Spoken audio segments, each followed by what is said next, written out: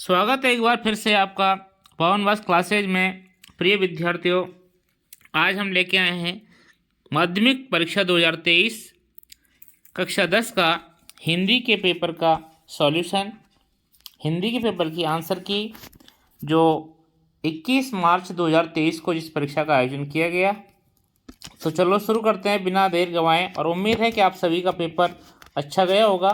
और बीच बीच में जैसे जैसे प्रश्न आए तो उस प्रश्न में आप क्या आंसर करके आए हैं उसको भी आप कमेंट सेक्शन में डालते रहें, और आपका जो स्कोर रहा है वो भी आप अपने हमारे साथ शेयर करें कि भाई आपने जो एग्जामिनेशन दी है उसके वो आपके हिसाब से उसका अनुमानित स्कोर क्या रहा होगा।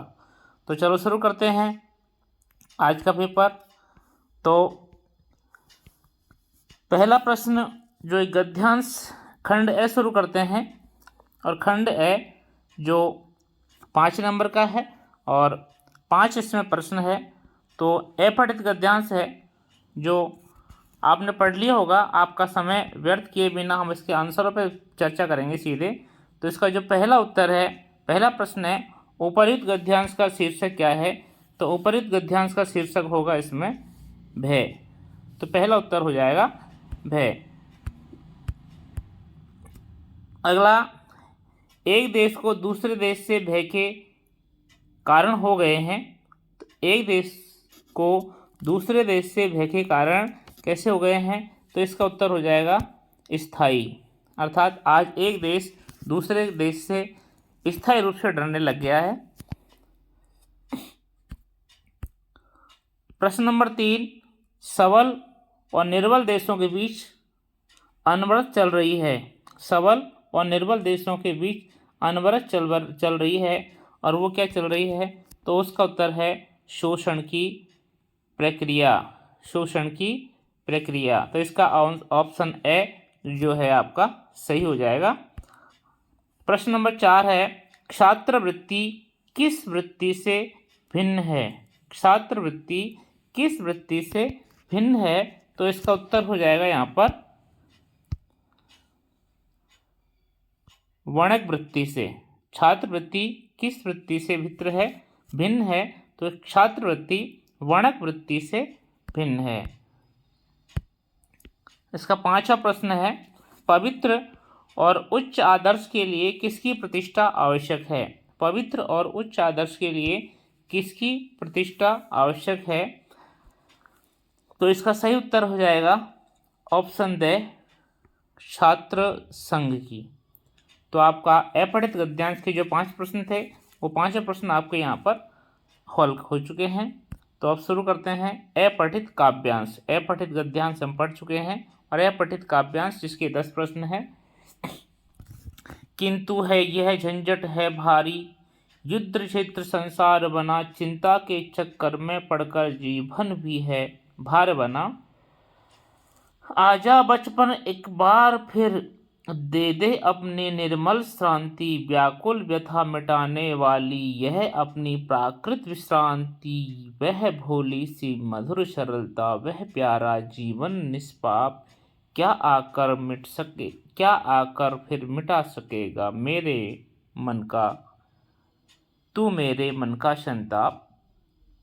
मैं बचपन को बुला रही थी, बोल उठी बिटिया रानी, नंदन वन सी फूल उठी वह छोटी सी कुटिया मेरी। तो यहाँ पर ये जो कविता है बहुत ही शानदार कविता है, और ये इसका शीर्षक था मेरा बचपन मेरी बेटी के रूप में लौट के आया, ऐसे कुछ था। तो इस गद्यांश का जो शीर्षक है वो शीर्षक होगा इसका, इस उपर्युक्त गद्यांश का उचित शीर्षक है। तो इसमें अपने आप निशान लगाया, और ये ही उसका सही उत्तर है बचपन। तो इसका सही उत्तर हो जाएगा बचपन। अगला है, कवियत्री के अनुसार चिंता के चक्कर में जीवन कैसा बन गया है। कवियत्री के अनुसार चिंता के चक्कर में जो जीवन है एक भार स्वरूप हो चुका है। तो इसका राइट आंसर है भार। अगला है, निर्मल शब्द का अर्थ है, तो यहाँ निर्मल शब्द का अर्थ, और मैं आपको बताऊं, आपने भी जो अपने परीक्षा में इसका जो भी उत्तर किया है वो आप कमेंट सेक्शन में, यदि आप देख रहे हैं तो अवश्य रूप से डालें, और इस चैनल को लाइक और सब्सक्राइब जरूर करें। तो निर्मल शब्द का अर्थ है यहाँ पे, इसका राइट आंसर है पवित्र। निर्मल शब्द का अर्थ है पवित्र। अब हम चलते हैं प्रश्न नंबर 9 पे। उपर्युक्त काव्यांश में संताप मिटाने वाला क्या है?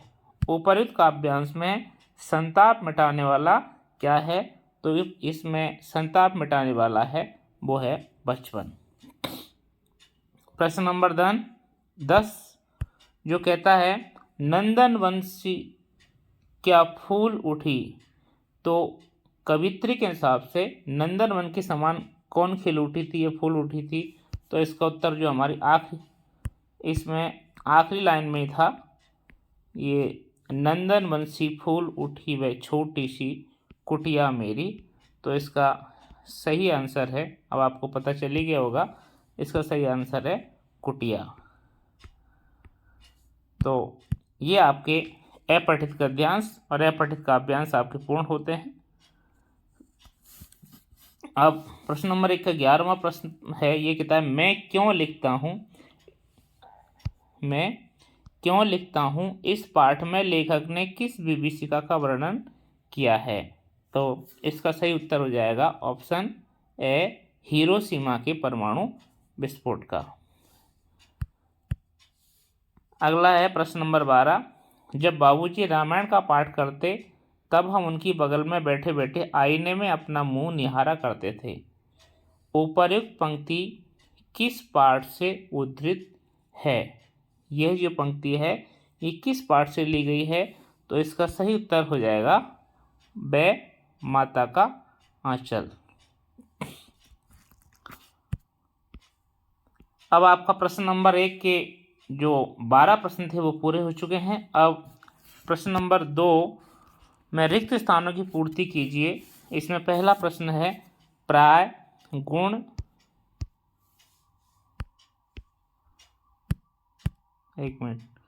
प्राय गुण दोष अवस्था व्यापार अमूर्त भाव तथा क्रिया संज्ञा के अंतर्गत आते हैं। तो इसका उत्तर हो जाएगा भाववाचक।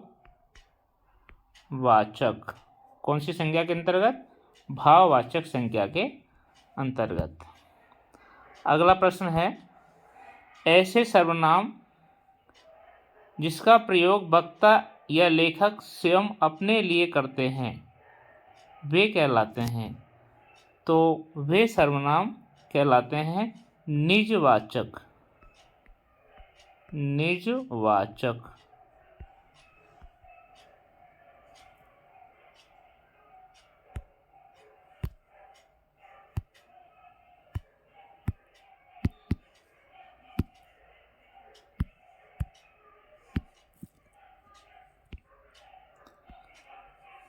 तो वे सर्वनाम कहलाते हैं निजवाचक सर्वनाम।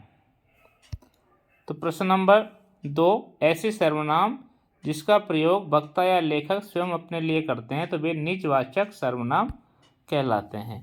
प्रश्न नंबर 3 जिस वाक्य में क्रिया का प्रभाव या फल केवल कर्ता पर ही पड़ता है उसे हम क्या कहते हैं? तो इसका सही उत्तर है कर्मक क्रिया। कर्मक क्रिया। तो प्रश्न नंबर 3 का जो रिक्त स्थान है इसमें आपको भरा जाएगा कर्मक क्रिया। प्रश्न नंबर 4 है परिमाणवाचक विशेषण के ... उपभेद है। तो परिमाणवाचक विशेषण के उपभेद हैं 2। फिर प्रश्न नंबर 5 हिंदी भाषा में मुख्यतः प्रकार के उपसर्ग प्रचलित हैं। तो आपको इसमें प्रकार लिखना कितने प्रकार के? तो इसका सही उत्तर हो जाएगा 3 प्रकार के उपसर्ग प्रचलित हैं। प्रश्न नंबर 6, वे प्रत्यय जो धातु अथवा क्रिया के अंत में लगकर नए शब्दों की रचना करते हैं उन्हें ... प्रत्यय कहते हैं, अर्थात उन्हें कौन से प्रत्यय कहते हैं? तो ये आपको बताएं, इनका सही उत्तर है कृत प्रत्यय। एक प्रत्यय वो होते हैं जो शब्दों के पीछे जड़ लगते हैं, उन्हें हम तद्धित प्रत्यय कहते हैं, और जो धातु क्रिया के पीछे क्रिया या धातु दोनों पर्यायवाची शब्द हैं, तो क्रिया के पीछे लगने वाले जो प्रत्यय होते हैं वो कृत प्रत्यय कहलाते हैं। प्रश्न नंबर 3, निम्नलिखित लघुत्रात्मक प्रश्नों के उत्तर लिखिए। प्रत्येक प्रश्न की उत्तर सीमा लगभग 20 शब्द और प्रत्येक प्रश्न 1 नंबर का ही है। तो प्रश्न नंबर 3, यण संधि उदाहरण सहित समझाइए।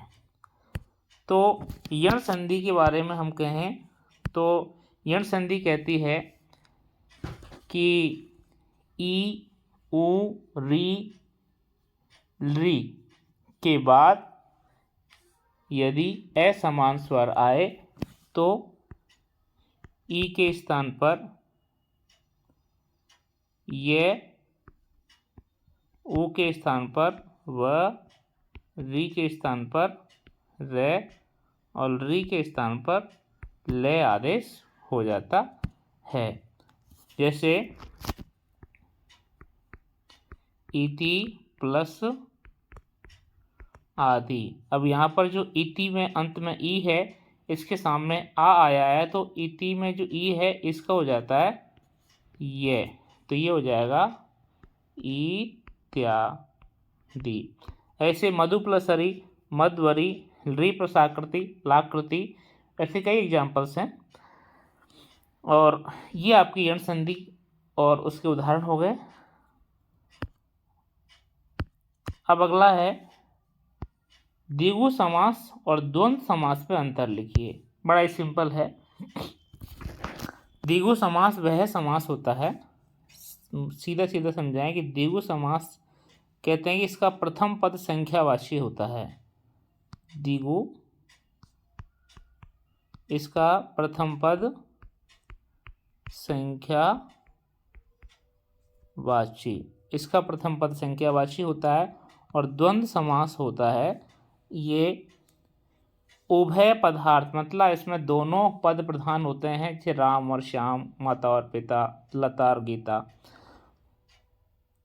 और जो ये द्विगु समास है ये एक रूप से जो तत्पुरुष समास है उसके उपभेद के रूप में भी जाना जाता है। और हम कह सकते हैं कि जो द्विगु समास है इसमें उत्तर पदार्थ प्रधान होता है, और द्वंद्व समास है इसमें उभय, उभय मतलब दोनों पद प्रधान होते हैं।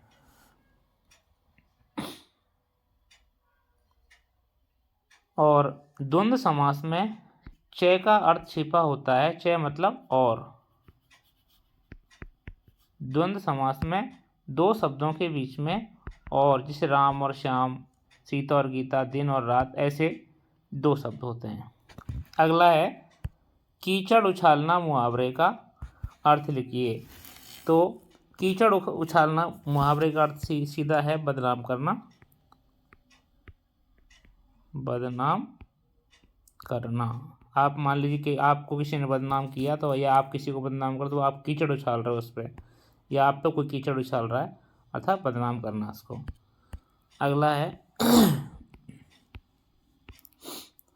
प्रश्न नंबर 4, एक ही साधे सब सदे सब साधे सब जाय लोकोक्ति का अर्थ लिखिए। अर्थात ये लोकोक्ति बताती है कि आप एक काम को करिए, यदि आप एक एक काम करते रहे तो आपके सारे काम हो जाएंगे। और यदि आप सभी कामों को एक साथ करना चाहोगे तो जो काम आपके होने वाले थे वो काम भी आपके बेकार हो जाएंगे या विफल हो जाएंगे। जैसे एक कहते हैं, आदि को छोड़ सारी ने ध्यावे, सारी मिले न आधी पावे। तो कहते हैं कि यदि आधी रोटी को छोड़ के आदमी सारी के पीछे भागता है तो उसको जो जिस सारी के पीछे छड़ता है पीछे में भागता है ना, उसके चक्कर में उसकी जो आधी होती है वह भी छूट जाती है। तो ये यही कहना चाहता है कि एक ही साधे सब सधे। आप एक को साध लिए सब आपके काम सफल हो जाएंगे, और सभी को आप साधना चाहोगे तो सब जाए तो सभी आपके काम निरर्थक या व्यर्थ साबित हो सकते हैं। प्रश्न नंबर 5 अगला जो बताता है कि बाल गोविंद भगत पाठ के माध्यम से लेखक ने क्या दर्शाया है। तो इस पाठ के माध्यम से लेखक ने दर्शाया है कि साधारण जीवन जीने के क्या फ़ायदे हैं। साधारण जीवन जीने की हमको शिक्षा प्रदान की गई है। सादा जीवन उच्च विचार के आदर्शों पर चलने को प्रेरित किया है। अगला है प्रश्न नंबर 6। नवाब साहब ने खीरे की सब फांकों को खिड़की से बाहर फेंककर तौलिए से हाथ और होठ पोंछकर किस भाव को दर्शाया। तो यहाँ पर जैसे लखनऊ के नवाब जो प्रसिद्ध हैं, तो यहाँ पर उसमें एक तरह से सीधा सीधा हम 2 शब्दों में कहें तो उन्होंने नवाबी भाव को दर्शाया है। किस भाव को दर्शाया? नवाबी भाव को। उसकी उन्होंने खीरे काटे लेकिन खाए नहीं, तो ये दर्शाया कि भाई मैं नवाब हूँ, और अपने आप को बड़ा दर्शाने के चक्कर में। तो इसका सीधा उत्तर हो जाएगा नवाबी भाव, यही इसका उत्तर है। प्रश्न नंबर 7। मानवीय करुणा की दिव्य चमक संस्मरण किसके संबंध में है। मानवीय करुणा की दिव्य चमक संस्मरण किसके संदर्भ में है। तो ये है फादर कामिल बुल्के के संबंध में। फादर बुल्के के संबंध में। तो ये आपका 7वें प्रश्न का उत्तर। अगला है प्रश्न नंबर 8। एक कहानी यह भी पाठ में मन्नू मंडारी ने किस किस का प्रभाव अधिक उभर कर आया। इस पाठ में किस किस का प्रभाव अधिक उभर कर आया। तो इसका जो उत्तर है कि इसमें एक पिता और एक मैडम है शीला अग्रवाल, इनके जो प्रभाव है वो अधिक उभर करके सामने आए हैं। और बहुत ही सीधा प्रश्न, गोपियाँ ने हारिल की लकड़ी किसे कहा है। तो इसका तो एक सीधी सी लाइन, जो इस पद्य की लाइन की शुरुआत है हमारे हरी हारिल की लकड़ी, इसमें वो कहती हैं हमारे हरी हारिल की लकड़ी। तो यहाँ पर हरि का मतलब श्री कृष्ण। तो यहाँ पर गोपियों ने हारिल की लकड़ी किसे कहा गया है। तो उन्होंने गोपियों ने हारिल की लकड़ी श्री कृष्ण को कहा है। अगला है मोतिन की ज्योति मिल्यो मल्लिका को मकरंद, भाव स्पष्ट कीजिए। तो यहाँ पर राधा की सुंदरता को व्यक्त करते हुए कहा गया है कि राधा का मुख इतना सुंदर है, उसको उसमें जो चमक है मोतियों जैसी चमक है, और मल्लिका जैसा मकरंद है, इसलिए कहा कि राधा को देखने के बाद मोतिन की ज्योति मिल जाए और मल्लिका को मकरंद, ये भाव यहाँ पर स्पष्ट है। अगला है कि खैरियत चाहते हो तो अपना कफन लेकर अपना एक कफन लेकर यहाँ से सीधे चले जाओ। उपर्युक्त वाक्य किसने किससे कही। ये वाक्य किसने कहा और किससे कहा। तो ये वाक्य दुलारी ने टुन्नू से कहा। ये वाक्य दुलारी ने टुन्नू से कहा। तो ये आपके प्रश्न नंबर 11 का उत्तर। अगला है दरअसल मंत्र मुग्ध सी मैं तंद्रिल अवस्था में थोड़ी ही दूर निकल आई कि अचानक पांवों पर वृक्षी लगी, जैसे समाधिस्थ भाव में नृत्य करती हुई किसी आत्मलीन नृत्यांगना के नुपुर अचानक टूट गए हों, लेखिका ने ऐसा क्यों कहा। तो इसमें यह है कि जब वो सिक्किम, गंगटोक और हिमालय का वो जो सफ़र कर रही थी लेखिका, और वहाँ जब वहाँ की सुंदरता, स्वर्ग जैसी सुंदरता को निहार रही थी, तभी उसे वहाँ पर अचानक जो वहाँ की जो कोमल कोमल हाथों वाली जो वहाँ की जो महिलाएं हैं, वो पत्थर पर बैठी हुई पत्थर तोड़ रही थी। इस बात को देख करके वह बहुत ही भाव विभोर हो जाती है। उसके लिए उसने कहा कि जैसे मान लीजिए आत्मलीन नृत्यांगना मतलब जो नृत्य करने में एकदम लीन है, ऐसे ही लेखिका भी हिमालय की शोभा देखने में एकदम लीन थी। और अचानक उसने उन महिलाओं को देखा, तो इसके भी जैसे नृत्यांगना के नुपुर टूट गए, ऐसे भी लेखिका के भी भाव टूट गए। जो आनंद उसे देखने में आ रहा था, उसमें थोड़ी खलल पड़ी और उसे बड़ा दुख हुआ। इसे पाठ में कहा गया है, दरअसल मंत्रमुग्ध सी मैं तंद्रिल अवस्था में थोड़ी दूर निकल आई थी। अचानक पाँव और ब्रेक से लगी, जिसे समाधिस्थ भाव में नृत्य करती हुई किसी आत्मलीन नृत्यांगना के नुपुर अचानक टूट गए हों। उत्तर यहाँ है कि मैंने देखा कि एक अद्वितीय सौंदर्य से, अर्थात जिस सुंदरता के समान को दूसरा नहीं हो, निरपेक्ष कुछ पहाड़ी औरतें मतलब वहाँ पहाड़ों पर रहने वाली जो औरतें पत्थरों पर बैठी पत्थर तोड़ रही थी। मतलब वो अद्वितीय सुंदरता जो देखने दिखाने के लायक है, और वो क्या काम कर रही है, पत्थरों पर बैठी हुई है और पत्थर तोड़ रही है। गुथे आटे सी कोमल काया, अब कितनी शानदार उपमा दी है। गुथे आटे, गुथा हुआ आटा इतना कोमल होता है, उसके समान उनकी कोमल काया है। और आप जानते हो कि हिमालय की जो बर्फीले क्षेत्रों में रहने वाले जो लोग होते हैं, उनकी वो कोमल होते हैं और गोरे भी होते हैं। कोमल काया पर हाथों में कुदाल और हथौड़े, कईयों की पीठ पर बंदी डोको मतलब बड़ी जो टोकरियां हैं, वो उनके बच्चे भी बंधे हुए हैं। कुछ कुदाल से भरपूर ताकत के साथ जमीन पर मार कर रही थी। ऐसा दृश्य जब वो देखती हैं, तो तब वो ये बात कहती हैं। ये आपके 3 प्रश्न हो गए, और इसके अलावा जो 4 से 16 और जो बड़े बड़े प्रश्न हैं, जिनको मान लीजिए हम इसी वीडियो में करना चाहेंगे, तो शायद वो वीडियो बहुत ज़्यादा लंबा हो जाएगा। इसके लिए हम सेकंड पार्ट बनाएंगे।